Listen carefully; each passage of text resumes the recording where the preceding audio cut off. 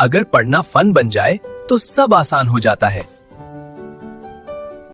Cat cat, तुम क्या देख रही हो? आज हम नंबर्स के साथ एक फन गेम खेलेंगे।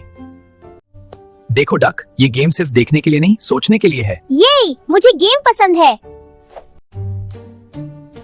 ओह, अब मुझे समझ आ रहा है। बिल्कुल, थोड़ा सोचो, थोड़ा गिनो। कैट, तुम बेस्ट टीचर हो। सीखना बोरिंग नहीं होता अगर स्टाइल स्मार्ट हो।